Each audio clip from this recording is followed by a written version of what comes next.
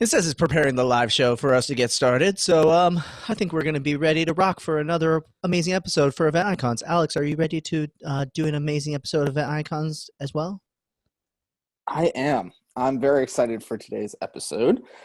Today, we are talking about mega events, televised events. They're some of the most challenging events to produce. And today, we have one of the most formidable event producers in the business. Paul Winston has worked on incredible events like the National Memorial Day concert, Capitol Fourth concert, both of which you can see every year televised on PBS. He's also worked on the World Police and Fire Games, the Olympics, the Super Bowl, and even events for the State Department. And today we'll find out just what it takes to produce mega events like those from one of the best in the industry. So let's get to it. It's Wednesday at 5 p.m. Eastern, so you know what that means. It's time for another episode of #EventIcons, presented by Endless Events, the show where you get to ask the icons of the events industry anything. Use the question panel on the webinar to submit your questions, or you can hop on Twitter. Submit your questions with #EventIcons. We'll be answering your questions live during the entire show. Before we get started, the more people we have watching, the better conversation we can have. So please help share #EventIcons on Twitter and Facebook. Just tell your friends to watch at www.event-icons.com. Now, without any further delay, this is #EventIcons. As I mentioned, Paul Winston is the owner of Razor Marketing and Management. He is an event professional that delivers the largest events on the largest scale on the international stage under the most difficult conditions and demanding timelines. Does that sound about right, Paul? Yeah, who wrote that? And I think the fun fact about Paul is that we were just talking about this right before we went on air, is that you hit over 1,200 nights at Marriott stayed. So that just shows you how much you're working all the time. Yeah, it's like I said, my stuff lives in Houston more than I do. In 2016, I spent more time working in Africa than I did my house in Houston. Now, I am very fortunate because I have had the opportunity to actually work with Paul when I was in grad school and see firsthand how he does everything. So today, by the end of the hour, hopefully you'll have an idea of kind of what it takes to do these huge events. So the first question we always ask our first-time guests on the show, Paul, is what got you into the events industry? And if you weren't in the events industry, what would you be doing? I took a kind of diverse route to get here. I went to Texas A&M and studied architecture and construction management. And when I got out of school, I had a small design build firm, and we did restaurants, nightclubs, bars, lots of commercial spaces we designed and built. And I played soccer in college and played soccer all over the world. In 1994, I was living in Dallas, and World Cup soccer was coming around, and I thought I would go in, volunteer, and give something back to soccer, which, again, got me all over the world. And went in for my volunteer interview, and a guy sat down beside me, introduced himself, and asked why I was there, and I told him. And I go, why are you here? And he said, trying to get my contract resolved, and if I don't, today's my last day. And he came out a little while later, and I go, how'd it go? And he said, couldn't get it resolved, and so I quit. Like, okay, la-di-da.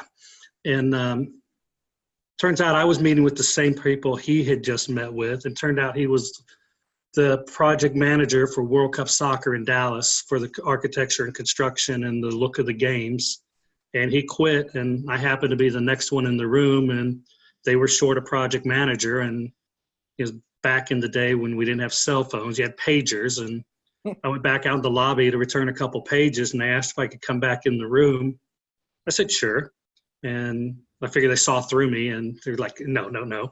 And they asked how busy I was, and I told them, and I was going to kind of volunteer for you guys all summer and work on my loft. They asked if I wanted a job, and I walked out of that volunteer meeting with a job with World Cup 94. And wow. From there, my bosses at World Cup went on to the Atlanta games, and they brought me over to the Atlanta Olympics to head up the venue overlay planning You rent a stadium and you have to modify it, and for the games, and I ended up as director of facility planning. And from there, one of my guys was from DC, and I ended up running one of Clinton's inaugural balls, and it was truly Forrest Gump. So you've worked on a ton of stuff. So much stuff. If you had not had that guy quit and you had not fallen to that job, what would you be doing right now? I'm sure I would still be doing construction management or something along that lines, and I enjoyed doing that. I just, we were talking before the show started, I had no idea this part of a career even existed. There weren't things in college at that time about sports management or event management that didn't exist. And who knew this world was even out there? And like I said, at Forrest Gump, I stumbled into it, and here we are. And for me, the next question I always get is, well, those seem like two pretty different fields. And they're not. If you think about going to architecture, you're planning to build stuff. And in the sports world, in the event world, we're doing exactly the same thing. We're planning to build stuff. We're planning to, how does it look? If you come to me as an architect, say, I want to build a house, I'm going to ask you the same type of questions. How many bedrooms? How do you want things to relate to each other? It's the same thing if you come to me as an event. How many people? How many spaces? What do you want to accomplish? So the pieces are the same. Now, afterwards, you have to run and operate it, but the planning process is much the same. And all those, in architecture world, it's called programming. You're programming your spaces, you're programming, and it's exactly the same process that we do now and how we plan these events. Before we ever start one, I've already built it in my head. I already know how I'm going to run it. I already know how I want it to turn out. And you make changes along the way, but it's just like architecture, construction. I've already built it in my head before we ever start doing anything. And so it's a very similar process. It's interesting hearing that, because for me, my background is in set design for film, and it's very similar kind of idea. People ask me all the time, how does that relate to events? And I'm like, well, you're still planning and you're still telling a story. Right. But yeah, so I love hearing that kind of parallel. One of the things that and Will and I were talking before the show, I don't think we've really had anyone on the show like you working on the events that you work on. They're very unique. A lot of them, the Super Bowl, World Cup, they're so serious. Olympics, They're there are high stakes involved. But also a lot of them are televised, especially, the two concerts that you work on every year on the Capitol. They're shared on the national stage. You've got events on the international stage. What are some of the challenges you experience when tackling these events with such high pressure stakes? The biggest difference between these live broadcast events, all live broadcasts are the same, but these really big mega events is you only get a shot to do it once. And, if you're not ready, you're not prepared, then, it shows. And then the flip side of that is that no matter how well you plan, something's not going to happen. The example I always use of playing golf is that the difference for me and a professional golfer, we both hit the same ball. I can hit the ball in the woods with the best of anybody. And you see a professional golfer do the same thing. The difference is he can get out of the woods in one shot, where it may take, and he knows how to hit that shot. For me, I'm hacking away, hoping I get out. And that's the difference on managing these events, is that stuff is going to go south. A microphone's going to go dead. A bus isn't going to arrive on time. Something, and you have the experience and the processes to be able to fix it on the fly and make sure that nobody ever knows the difference. And that's experience, and that's having a plan. And again, build it in your head, building on paper. Alex, you've seen all the paperwork we do for those things. We have an ops book that outlines everything that's going to happen, and that's for a reason. That way everybody can look, if you're doing transportation, this is what ops is. So you can cross-pollinate a little bit, and when something goes south, you know all the parts. And so you make your best decision and go on and hope nobody notices. Now, go ahead, Will. No, I mean, I'm just like blowing. I think, well, first of all, you've kind of like highlighted a little bit on it, Alex, and we've kind of teased a little bit at it. But Paul, are you able to explain all the types of events that you can do and kind of just go through like a little highlight reel? Because I think that's the one thing that people need to understand too. That, like you mentioned, like the Capitol concerts, which we're going to talk a lot about. You talked a little bit about the Olympics, the World Cup. What are some of the other events that you're doing so people can understand, like, what are the kind of events that they would see you working on typically? I've worked on, first one big event I did was World Cup soccer. Then I've done 5 Olympics. And for Atlanta, I was in charge of all the venue overlay design, which is kind of not exactly true, but it's the way my job title read. Pan Am Games, Goodwill Games, 5 Olympics, 5 Super Bowls now. I've done 2 presidential inaugurations, 3 or 4 Democratic conventions now, G8 Summit, Organization of American States summits, a bunch of White House and State Department summits. And we manage some 5K races for the transplant awareness. So pretty much anything anybody wants to pay us for, we will do. We just finished Robert F. Kennedy's 50th memorial service at this summer at Arlington Cemetery. We get to do some really cool events. Stuff people. So out of all those events, what's what was that? Never heard of any of those events. Things no one's ever heard of. No, and the sad thing about I decided I have to maybe admit that I'm getting old is that some of the things, like when we did the RFK, said, hey, this came up, we got it, blah blah blah, and half my staff said, who is RFK? And then you just want to it's like, okay, it's more than a name on it's more than a name on a stadium. You cannot come back and talk to me until tomorrow until you've Googled him. Yeah, there you go. What's the out of all the events that you've done? We talked a little about like the rough challenges with all of them, but what's the hardest event that you've ever had to work? Like, what's one that you were just like, like obviously you've done a lot of these large scale events, but was there one that like surprised you and you were just like, oh my gosh, so much work? There's all of them every time because they all have their own unique challenges. Atlanta, when I got there I got there in early 95, and they hired me to come in and try to figure out, there was a disconnect between the venue planning and the construction planning. And construction was saying everything was there. Venue management was saying things aren't there. So I got hired to kind of bridge that gap. And we came up with, Weeby and I, as we researched all of this, Olympics at that time were $1.8 billion, and we came up with a $100 million miss on the venues. So the venue construction was $100 million. We came up with, let me get this right. The venue construction, was 100. We came up with $100 million miss. They gave me in our department roughly 35 to 40 million and said, fix that and fix everything else that we don't know is broken yet. And so that being my first Olympics and having absolutely no idea, so I wasn't scared of it, and it happened. That was huge because we were in such a bad hole. A year out, we started the redesign of all the Olympic venues, and somehow that all came together. We had a great team. It was a great team all the way around. And moving along, Vancouver opening ceremonies was very hard. Salt Lake opening ceremony was very hard because it was 4 months after 9/11.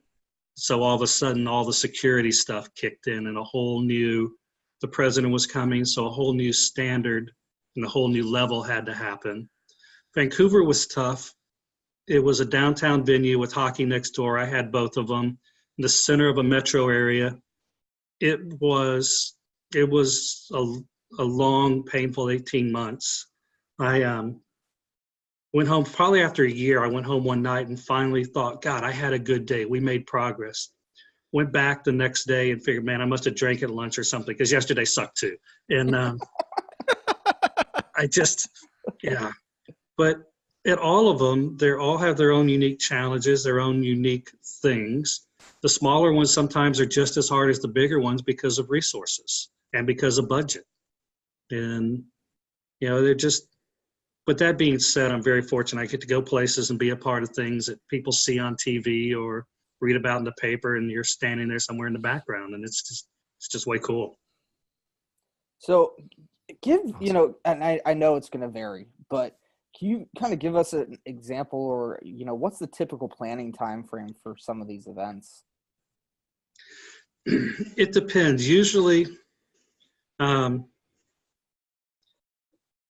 me, it could be just for RFK, another company had it. They brought us in to help them out. We did it in the full TV production and everything in less than 10 days. That's what we had. And it was a thing.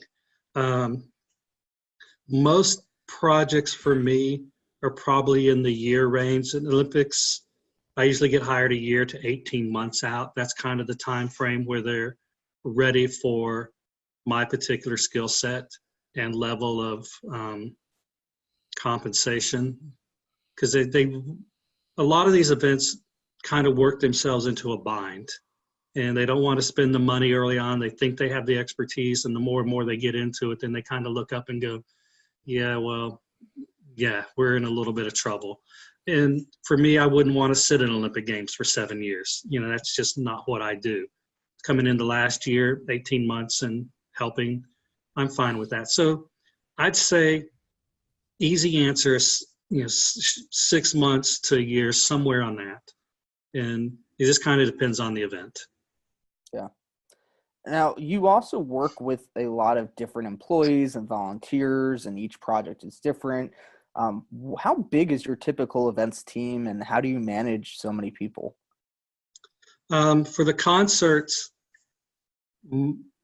under what I would call my direct staff, Alex, which you were part of, that's somewhere in the 40s, depending on the show.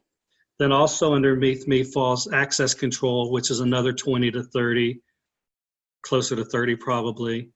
And so my whole staff is, 70, 80 people when it's all said and done, just kind of depending on the show.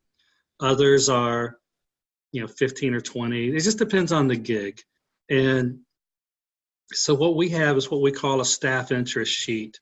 And anybody who's ever said, I've met on a plane, I've met in a bar, I've talked at George Washington University, and they say, hey, we want to be a part of it. Can you please? So we'll reach out to everybody at the start of these things and say, hey, we're looking for people for this type of day and this type of gig, and see who's interested and see where we can fit them in. And there's a lot of people that have worked for me on these things for 15, 16, 17 years. There's others I've been working with for 25 years now. And kind of one of us gets a gig and we call all our friends. And for me, you worked for us years ago, 4 or 5 years ago, whatever that was. You could step in today on any of our events, and it's the same planning process that we do over and over. It changes by event because there's specialties. Every little event is different, but the process is the same. The way we manage the events is the same. You've sat in the trailer in the office with us where I gripe at everybody about using the correct font, where everything looks the same, because that's the level of detail that people look at. And so it's bringing a lot of people on, and then it's just, quite frankly, it's teaching people how to do their jobs and how to learn. We get a lot of young kids that are right out of school and still looking for their first job, and they'll stick around with us for 2 or 3 summers at the Capitol, and they go on their careers. And we may catch up with them later or on another event, but sooner or later that, we just train and we teach and they learn. Now, you working with a lot of contractors like that, what do you look for when hiring the right people? First thing is whether you're going to annoy me or not. So that's always number one. Well, I'm going to lose this one then. Yes. I'm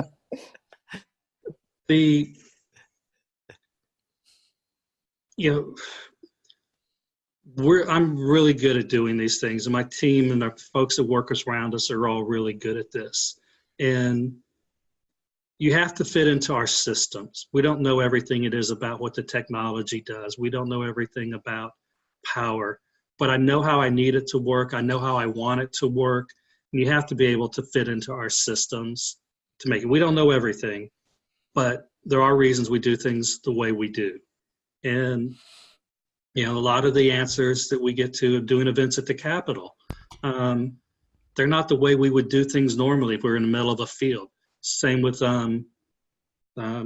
RFK's memorial service at Arlington Cemetery. Not exactly the way we would do some of the things, but it's their rules, their venue. And so you have to abide by those. And so the answers that the processes sometimes are site driven versus what we would do if we were just in the middle of a field somewhere. You come in and you look at it, and you folks, and you say, wow, that makes no sense. And your answer is, yeah, you're right, it doesn't, but this is the hand we're dealt. It could be within Olympics, the hand we're dealt by the organizing committee. And in Vancouver, which happens in every country, they limited the amount of Americans we could bring in to work. So part of the team I was going to bring in for opening ceremonies, we couldn't bring in. They would no longer issue visas for them, which again, that happens all the time. It's not a Vancouver thing. And so instead we hired, about 20, vocational tech kids is what they let us hire. And we taught them how to do the jobs. And it's a lot more work. It's not as efficient, but that's the hand you're dealt. It's not the way we would do it. So coming into a lot of these projects, people have to understand there is a system. It can always be better, but we got to these answers for a reason. And you just can't reinvent the wheel. And if it's a good idea, hell, we'll steal it and make it work. But there's a lot of times that it just kind of, guys, this is what it is. You're right, it's dumb, but this is what it is. I love it. I'm also curious. I mean, dealing with the hand that you've been given. One of the big hands that you get is the high level of security that's needed for these events.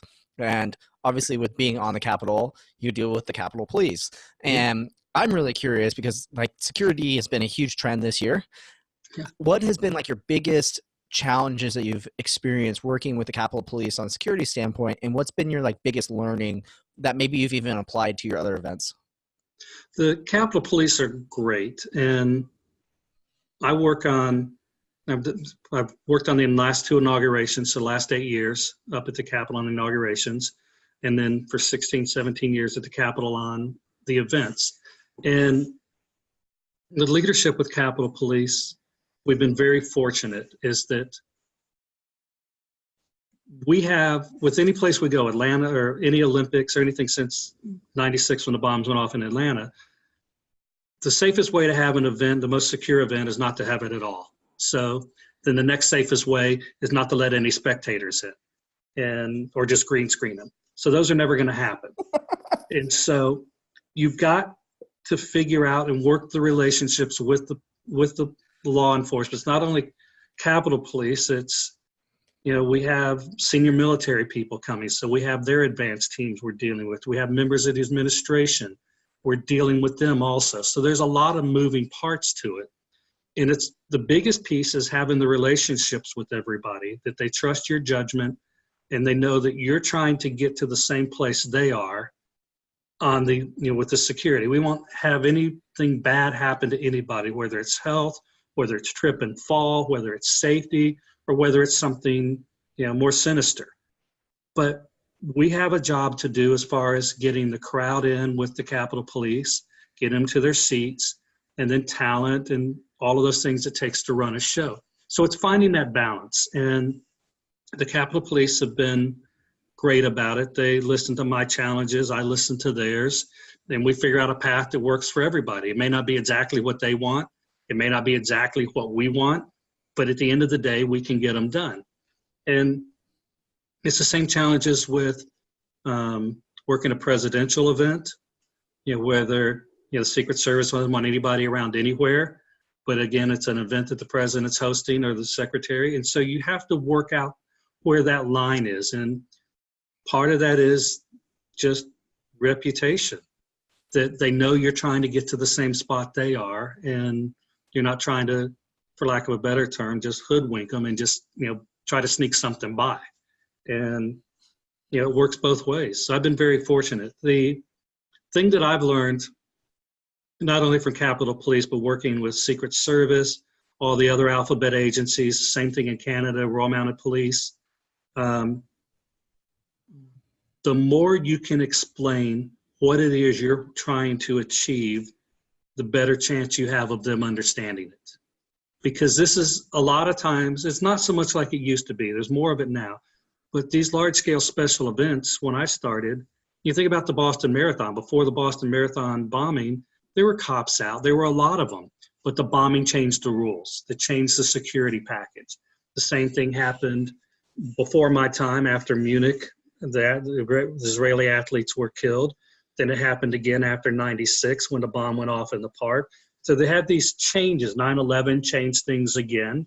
And so the more we can understand what they're trying to achieve and why, the more I can teach them about what it is we're trying to do, then we can come up with an answer that works.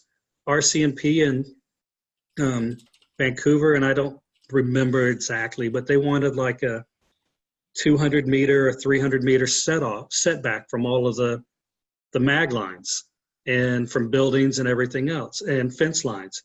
Well, you're in downtown Vancouver, that doesn't work. You know, there's not 300 meters between buildings or 200 meters. So we had to find a common way to get to the answer that everybody was comfortable with. A long time ago, I was taught that these decisions that you make, because there's always a balance on security versus EMS versus crowd safety. There's always a balance. And you have to look at your decisions as, could I defend my decision on the front page of the New York Times or in front of a Senate subcommittee? Could I defend that decision? And if the answer is yes, then that's the best you can do. And it may not have been the way we would all want to do it, but again, it's because of location, because of all those intangibles that you just have to make your best decisions and go on.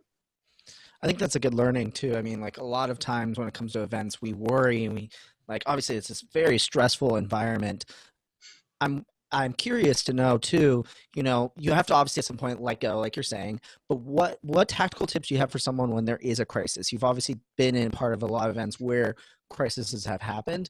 What has been like your number one tactical tip for preparing for those, other than just, you know, prepare as much as you can, obviously, and then learn to let go? Do you have any sort of tactical tips for reacting to those sort of crises? The first thing is evaluation, because you really have to understand in the moment what is a crisis.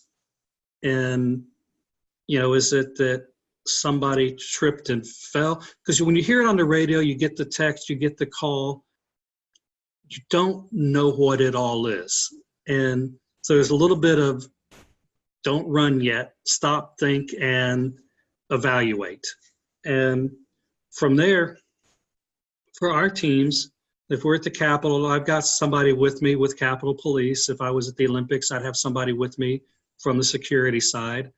And you're evaluating and you're moving, but you have to know what all the parts are and what all the options are. And that's just part of your learning process and planning, is how will you move people? How does this affect, you know, it's a good one. There's always a cause and effect with everything that you do. And so you don't want to make it worse. You want to allow law enforcement and emergency services to do what they need to do. And then you also have to take care of all your peeps. So it's just a balance line. It's just stay calm, rely on your systems, and you'll get through it. We're really good at evacuating the Capitol grounds because of weather. Yeah, you know, I've been part of it. It's pretty remarkable to witness. It's a skill set people shouldn't have, but we've never had to do it because of, you know, knock on wood, security. It's always because of weather and other factors. But between us and Capitol Police, we have lines, we have a plan, we know how the plan works, and we do it. We're really good at getting people out. And for our staff, and Alex, you've sat through our staff meetings at the trailers once you get to the Capitol, for 3 or 4 days before the show, we go through the emergency plan, the evacuation plans, and everybody in the staff meeting hates it, and because it is boring as hell and you keep going over the same thing. But that's the only way. If I can get you to listen to part of it, and you at least know where your beginnings of your role is, then we're going to make this happen. And you just have to, it's just training and practice, and then just making good decisions. Decisions you can, defend on front of the New York Times. And I think that's another unique kind of thing that we haven't really talked about is a lot of these events that you're working on take place outside. How do you... Anybody can do one inside. Anyone can do one inside. But, how did you kind of develop that plan for weather and evacuation and that kind of stuff? And how do you kind of prepare for that? It's, for me now, it's again taking a lot of the same systems we use over and over and over from place to place to place. The bombing in Atlanta in '96, which was a wake-up call for everybody, certainly changed the way these things are planned. For us at the Capitol, years ago, I think, years ago there were no mags, to get in before I started. Maybe the first year or so that I did it in the 90s, there were no mags. I don't think there were. And, times changed. And as times changed, your systems had to change. And so it's not, they've all come together gradually over the years. A mistake was made or a problem came up, and then you've taken what you did and adapted. Years ago, I didn't have a Capitol Police officer as part of our team. And we, they knew what our part was, we knew what their part was. And I would call them on the radio or call them on the phone, and it worked. But one year we had evacuated a lawn because of weather, and one of the officers that I dealt with happened to be standing next to me when I was making a radio call. And Sean said, I'm sticking with him the rest of the night. So Sean from Capitol Police was able to listen on what I was doing with our staff and our crowd and the people we manage, and relay that information back and forth in real time. And from that point on, we've always made it a part on dress rehearsal and show day that there's an officer assigned to us. And it just helps in that communication. It wasn't a planned thing. It just, he happened to be standing beside me. I heard something, he heard something. It's like, okay, this is how this should work. And prior to that, we just had each other's radios, but it was so much more effective if he could listen into our conversations and pick up things to relay back or the other direction. And it simplified the communication process. And that was not something that we started with. It's just something that grew. And back to your earlier question about how do you plan the security, it's about the relationships that they saw what we were trying to do. I saw what they were trying to do. And now you make it happen. So, been an interesting learning curve. Now, it's something you mentioned that I don't know that many people know this, especially, if you've seen like the Capitol concerts on TV. But these events essentially happen twice because the night before each event is a dress rehearsal. Can you kind of walk us through what a dress rehearsal for a mega event looks like? It's about a 90% show night. The crowds generally aren't as big, depends on the year. Sometimes we don't have all the talent there because they don't arrive until show day. We don't have the wounded warriors. We don't have a lot of the pieces. But because for the new staff and, you do these things, May and July, then you don't do them again for 8 months. And everybody has to relearn how to do them a little bit because everybody's gone on to other events, other places, other things. And with Capitol Police, it's the same thing, is that, and all the other agencies we work with, no matter where it's at, it's a chance to kind of run through things to see if there's something that definitely doesn't work.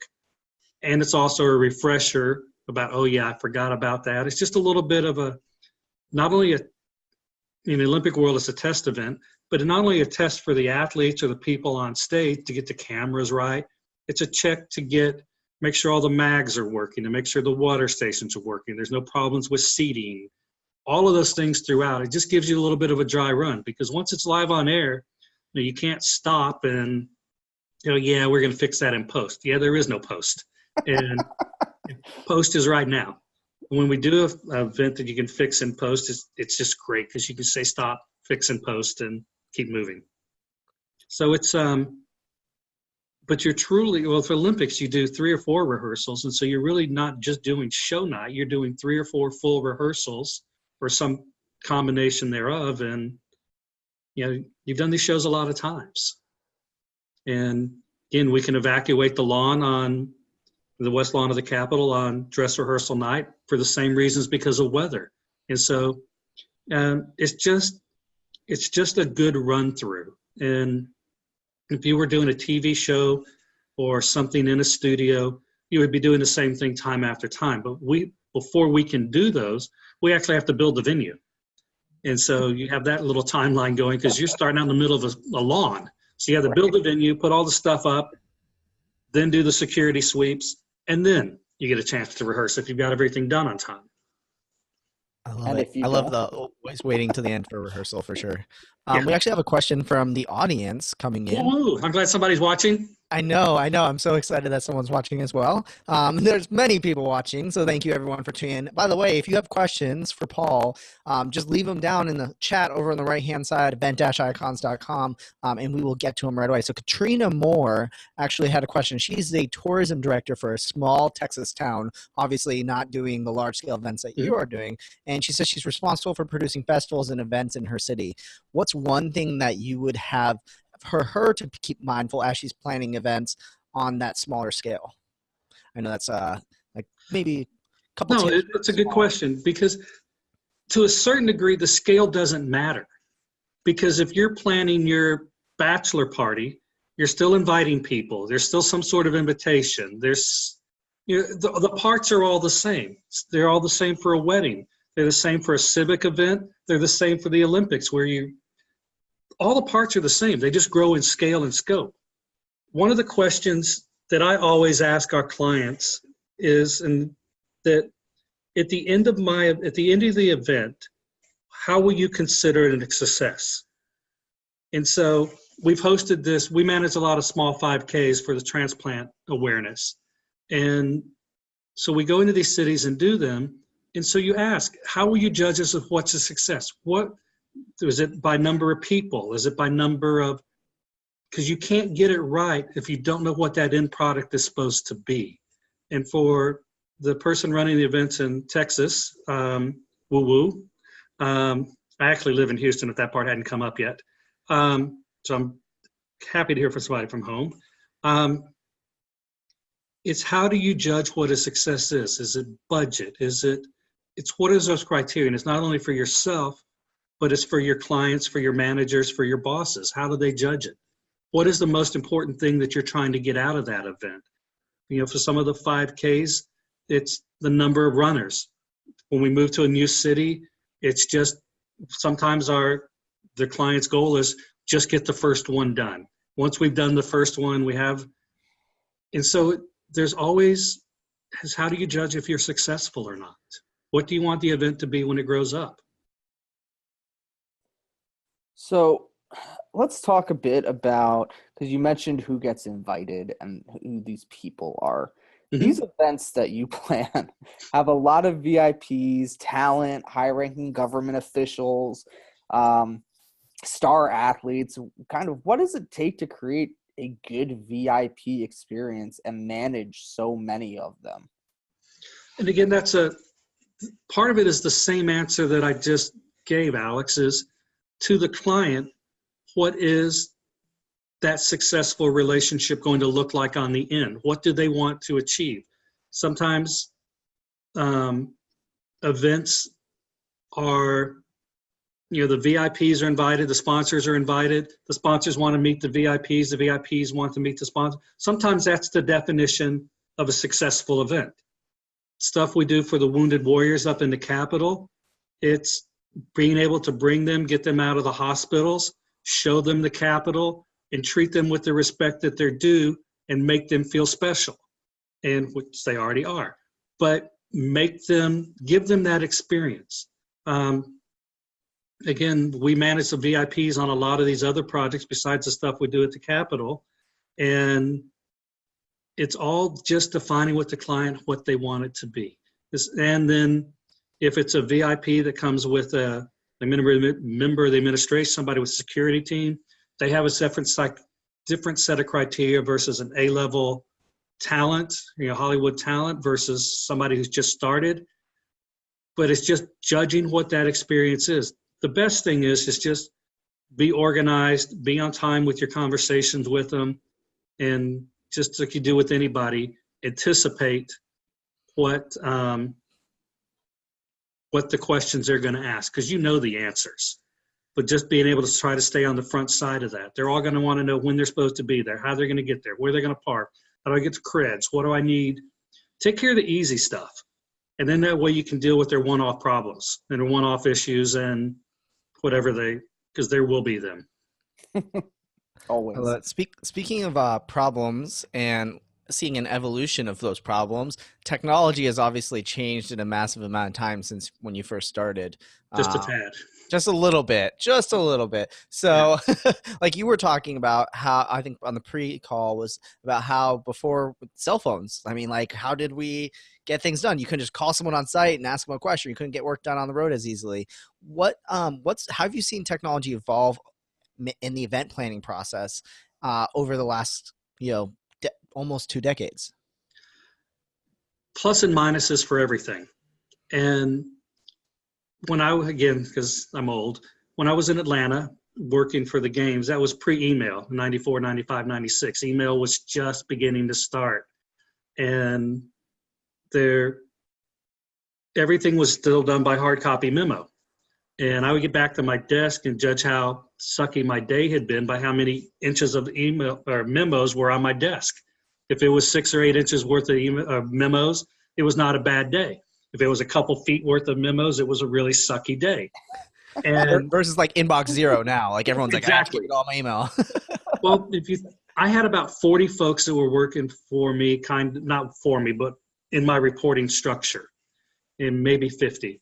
And so if I typed out a memo, you literally typed it on a computer, printed it. Somebody had to go to the copy machine, and somebody had to deliver those 50 memos to 50, mailboxes across the building, which sounds like an entirely painful operation, which it was. It's like being CC'd on an email with 50 people. Right. But the better part was that if you wanted to reply to me, you had to go and physically type it on a computer, print it, and then walk it over to my desk. And so that was the bonus plan that I miss now about that system, is that if I copied 50 people on the email because it's my staff, then not every one of the knuckleheads can reply okay or think they have an opinion right away. They had to actually stop and think about it and take a positive step to go over there. Maybe walking over there by the time they got there to go, this really wasn't such a smart idea. And so email has made that so much simpler on so many matters, but it's also made it so much more difficult. I couldn't have done my job in Vancouver. I could not have done my job in Atlanta with the Olympics if we had emails. I could not have gotten through the volume of emails that we got. In memos, I barely did, but emails, I could never have gotten through the volume of just any one of those 50 weighing in, or several of those 50 weighing in on everything that went out, whether it had anything to do with them or not. Now, the technology, for me, it makes things so much simpler. Cell phones, the first phones that came in, it changed our world. But, pagers that came in that you could have, text on pagers changed our world too. So every piece of it has grown. Now the problem is that we go to these events and we have cell phones, we have radios, there's text messages, there's emails. Somebody will want to set up a what's it or something else app. You cannot, in real time on game day, I can't check them all. There is no physical way for me to manage all of those different methods of communication on game day. And so that's the challenge, is how do you get these systems into, group texts are great for some things. Emails are pretty much on game day or a day or so before. There's pretty much no way I'm reading all those emails. Nobody can, and still deal with everything you're dealing with. And so there's a lot of great tools out there. And there's some really new cool apps that come out all the time, but it's finding the ones that you can manage and keep. We'll tell people in the old days before we got voice text mails, you get a text message for your from a message that was left. We would fill up my inbox on my phone where people could not leave messages because you would never check them, and make them call over and over, because inevitably we would get to after the event, you check the emails and somebody had called about something really important and was really pissy because you didn't respond to them. Like, I've got 50. How can I possibly get through all of those? Things like we're doing now, these are great tools that we didn't used to have. Excited to see what the next ones are. But you've got to find the things that you can manage and you can work on and not get too distracted by the noise. So, speaking of distractions, a lot of our listeners are used to working on site at like a conference center, and they'll probably have a room that they all work in. But oftentimes your office on site is a trailer. I've spent a lot of my life in a trailer. Very close quarters with everyone you're working with. What is that experience like? How do you manage the people in that space, and how do you get your work done? I yell indoor voices quite a bit. So that usually starts it. For anybody who ever walks into the madness that is our trailer at the Capitol for the first time, they're like, oh my God, what is this? Because, in a 12 by 56 or 12 by 70 trailer, whatever we're at now, you have, 4,000 people working in there and coming in and out all the time. And it's part of it is boundaries. Part of it's being respectful for everybody else that's working in there. And you just have to set the boundaries. And for me, you've been to my office or my part of the office, my back's to everybody. So I don't get disrupted by everything that's coming in. If I was sat and faced the door, I would look up and see at every person that came in. And so it's just finding your ways to work. And after doing this for a long time, and, it's to a certain degree, a trailer's no better, no worse than having an office in a convention center. I mean, they all have their plus and minuses. The air conditioners work probably a little bit better in convention centers, and the restrooms are certainly better than our portalettes. But there's plus and minuses. There's plus and minuses. The great thing is that we could have offices off-site at the Capitol, but instead we're right there at the base of the Capitol where people can come in and see us, the police, whoever else needs to come in and see me. I'm there. We can go walk and look at an issue. Whereas if we were in office, even in the Capitol, that's not quite as effective. And so there's plus or minuses, but you just figure out your way to do it. You put your earphones in and you just figure out a way to get through the days. And no, it's really no difference in one hand than having open office spaces, just a bunch of cubicles. They're just as bad. And I think we've worked under, I can't imagine there's not a way we've not worked on this one way or another over the years, in one location or not.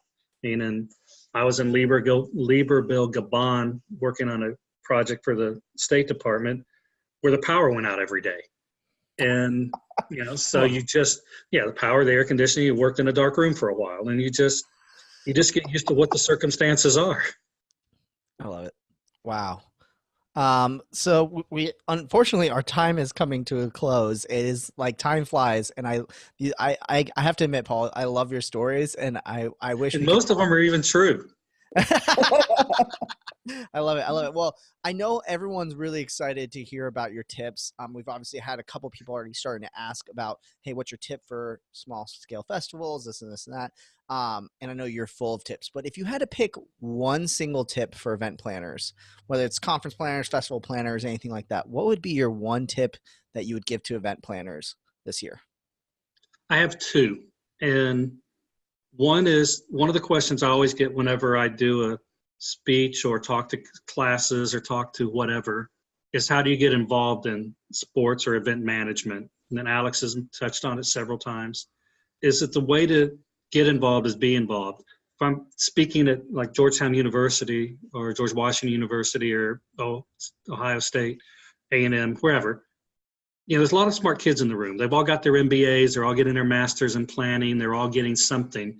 But if they sit out there and they email me their resume, and they've all been really smart kids who've gotten really smart degrees, there's no difference between their degree and the kid sitting next to them. So I tell them to volunteer, get involved, take low-paying jobs, get involved. That way, if you come to me and you send in your resume and I can say that you worked on a marathon, you worked on a 5K, you volunteered at the Super Bowl, then we have something to talk about that sets you apart from everybody else. I still do that. The way I got my job at the State Department is that I didn't know anybody in the Obama White House. Most everybody I knew had left from administration to administration. And I was in Charlotte, and I asked if basically I just told them I'd take a job doing anything just so I could get involved with that White House. And the guy I ended up working for, I knew people who knew people, and he got me to a guy named Alan Fitz. And Alan went on to the State Department. And a couple of years down the line, he goes, there was this guy who worked for me in Charlotte at a convention, and he'd be really good for this. And he pulled my name out of the air somewhere because he remembered it. And that's how I got this job. So you never know where that string plays out. And so if you're starting, get involved. Just meet people, take experiences, and you never know where it plays out. Event planners now, for me, the thing I preach the most to everybody that works for us is communication. Is that, as I talked about, there's so many different forms of communication, that whether it's email, whether it's text, pick an app because there's a gazillion, Facebook, any of these things. Just because you sent it doesn't mean I read it, doesn't mean I saw it. And that's what you have to push over and over, is the communication. So you're not surprised by what I'm doing. I'm not surprised what you're doing. We're not both pointing our fingers at each other saying, I thought you were doing it. And just setting up those systems where we're all on the same page. And then, as I said earlier, what are we trying to achieve? How will we know that this event was a success? How is it being graded? So we know what to look for and to make sure that's what we're all striving for. Because my definition of what's a successful event may not be the same as yours. It may not be the same of Alex's. It may not be the same of anybody watching. But somebody who's hired us, who's paying us, said this is what we're trying to achieve. Now we all need to get on that plan to achieve it. I love it. Deep. I love it. It is. These tips are great because they're coming from years and years of experience. And I think communication is something that is constantly evolving. So I love to hear about that. Our final question for you is, do you have any new cool resources you want to share? What websites do you go to for inspiration, for information, blogs, books, gadgets you're using? Well, we've started doing, we've always called them trip books. And it's their operations manuals. Everybody, when you come out of the political world, they're trip books. But here's all the information. Alex, you've seen us in the trailers with them. It's the plan. It's how transportation works. It's how they're a pain in the ass. They're big. They have lots of information in them. But the technology is now caught up with them. So we're doing virtual trip books. So you can pull it up on your iPad, your Surface, your computer. You have it there. And so through some of the websites that we're starting to build for an event through NAC or through any of these other databases, even Smartsheet, that now have portals and panels where I can get all that information in the same place. You start and, here's your welcome package, here's all your information. And so the technology has finally caught up for us to be able to, again, manage the communications better and through things like that. And we'll only get better. But for us, we're big. My planning, the more everybody else on my team knows, the better we all are. So we put it all out there, most all out there, where everybody can read it and see it. And again, it used to always have to be a hard trip book. Now we're going to virtual. It's still, we're not quite 100% there, but it's such a nice step to be able to make. And instead of having to go to Smartsheet to look at a spreadsheet, Knack to look at a database. We can start building these portals where they're all there. And it's a nice change, and we'll continue to learn and continue to evolve in that direction. And are there any like websites or articles or anything that you read to kind of get yourself, like, where do you hear about this stuff? Having a lot of smart young people that work for me. And we plagiarize. I mean, none of us have invented any of this. And it's wherever we go, we see a good idea that's like, wow, that makes sense. And so just like picking up people, we'll see a good idea, a good staff, a good person, we'll pick them up and bring them along the way. And I read a lot. I mean, I go through, Sports Business Daily. I don't read so often anymore, but Sports Travel, Teams Conference, a lot of these different things. And I just read a lot of articles about other events and just to see what's happening.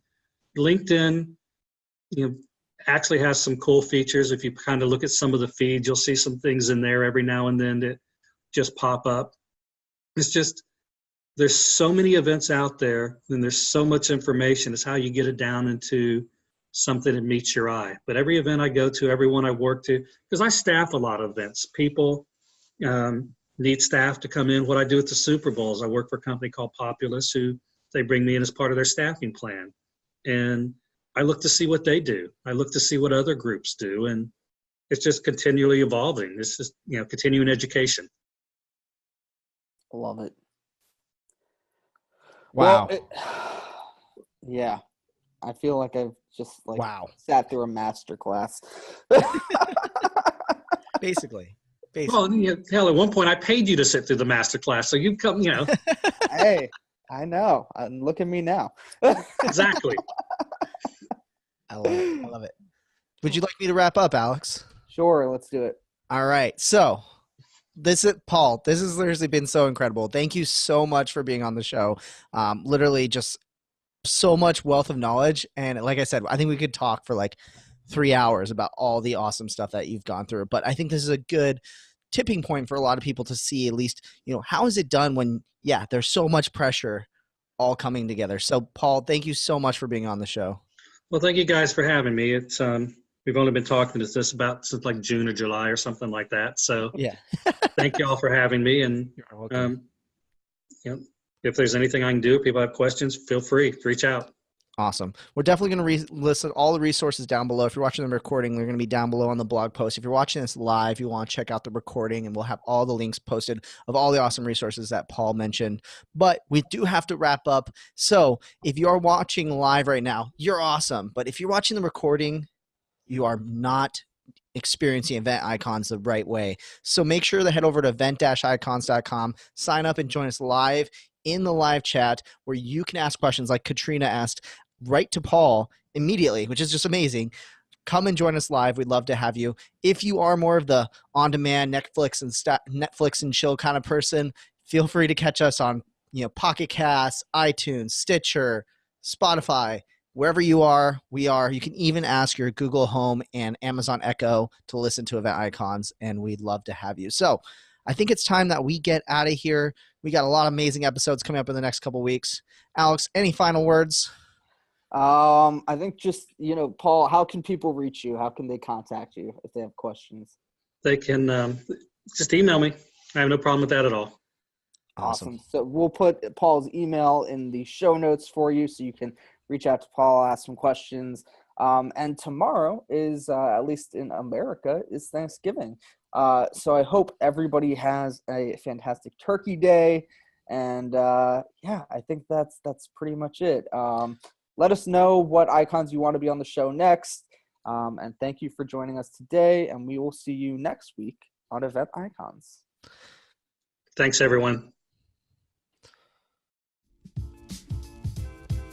Thank you for joining us for another amazing episode of #EventIcons. To catch the transcription and all of the resources mentioned, head to www.helloendless.com/blog. This week's episode will be posted and available by next Tuesday. Also, let us know what you thought about this week's episode. Share your biggest takeaway and join the social conversation. Sponsored by Little Bird Told Media. Just tag your post with #EventIcons. We'd love to hear from you. Thank you again for joining us. We'll see you next Wednesday at 5 p.m. Eastern, right here on #EventIcons.